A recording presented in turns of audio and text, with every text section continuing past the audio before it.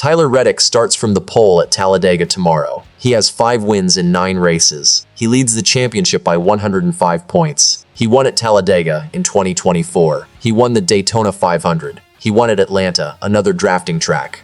On paper, he looks completely unstoppable. But here is the thing about Talladega. Talladega does not care about your paper record. It does not care how many wins you have. It does not care how good your car is. And it absolutely does not care that you started on the pole. Today, we are going to break down exactly why this race is different, and why the 6 drivers who could end Reddick's run are very, very real threats. First, let's set the scene for anyone just catching up. Tomorrow is the Jack Links 500 at Talladega Superspeedway in Lincoln, Alabama. This is race 10 of the 2026 NASCAR Cup Series season. Green flag drops at 3 p.m. Eastern Time.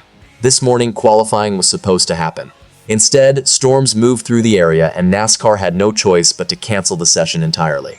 When that happens, NASCAR uses what is called the performance metric, a formula-based 70% on your last race result and 30% on where your car sits in the owner standings. Reddick's numbers were the best of anyone in the field, so he gets the pole. Kyle Larson lines up beside him on the front row. Denny Hamlin starts 3rd. Bubba Wallace, Reddick's 2311 racing teammate, starts 4th. Chase Briscoe is 5th. That front 5 alone tells you a lot about who the big names are heading into tomorrow. Let's start with the strongest case for Reddick winning this race, because it is genuinely strong. He won the Daytona 500 at the start of this season. Then the very next week, he won at Atlanta. Both of those races, just like Talladega, are drafting tracks. That means the cars run in a tight pack, bumper to bumper, using each other's air to go faster. Reddick won 2 of the first 2 drafting track races in 2026. He is now entering the 3rd one. He also already has a Talladega win on his record from the spring race in 2024. So this is not a track he is learning. He has been here, he has won here, he knows what the final laps feel like. And one more thing, every time Reddick has started from the pole this season, he has won that race 3 times. He also won at Atlanta when qualifying was rained out and he started 1st. That is 4 pole-to-win conversions in 2026 alone. The numbers all point the same direction. Here is where the story gets complicated. Talladega is not like any other race on the calendar. It is the biggest track in NASCAR, 2.66 miles per lap. The banking in the turns is 33 degrees. The straightaways are the longest in the sport. What all of that means in simple terms is this. The cars run in a giant pack, inches apart, at over 200 miles per hour. And when something goes wrong, and something almost always does, it happens faster than any driver can react. In last fall's Talladega race alone, there were 77 lead changes, 77, and 23 different race leaders. The last 2 Talladega races, spring 2025 and fall 2025, were both decided by a last lap pass. What that means for Reddick is simple. Even if he runs a perfect race for 187 laps, one bad moment in the final corner can erase everything. That is the Talladega reality. No one is safe until the checkered flag drops. Now here is something that not many people are talking about heading into tomorrow. NASCAR has changed the stage lengths at Talladega for 2026. Stage 1 will now run 98 laps, almost as long as the first 2 stages combined in previous years. Stages 2 and 3 are 45 laps each. Why does that matter? Because it changes when drivers take risks.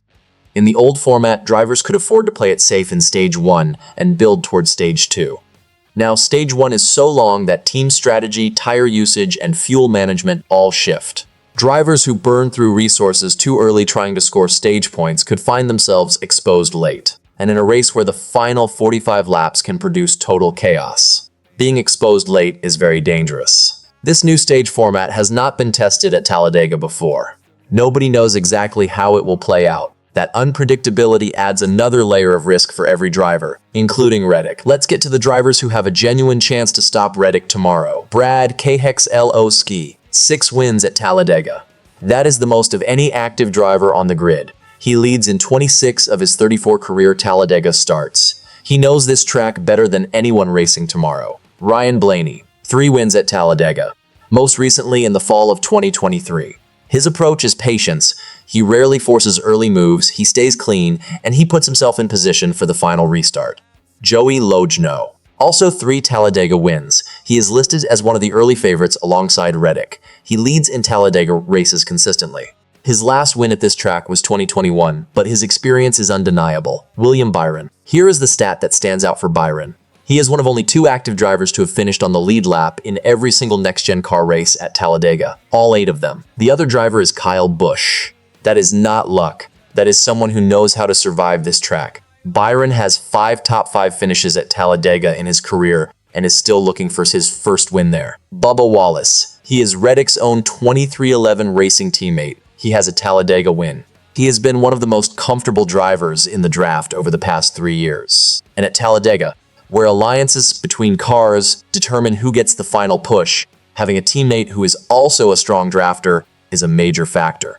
The question is not just who beats Reddick. It is also who teams up with whom. Talladega races are won with partners, not alone. There is one more thing every fan needs to understand about Talladega, the big one. That is what NASCAR fans call the inevitable multi-car crash that happens in almost every Talladega race.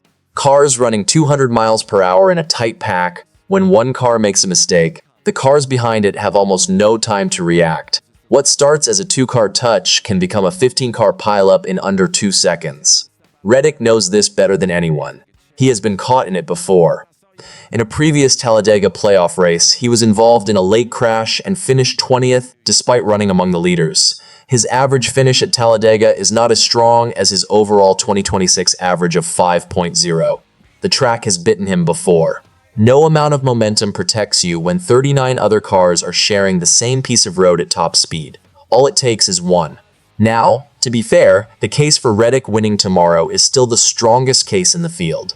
He won the 2 drafting track races this season without a question.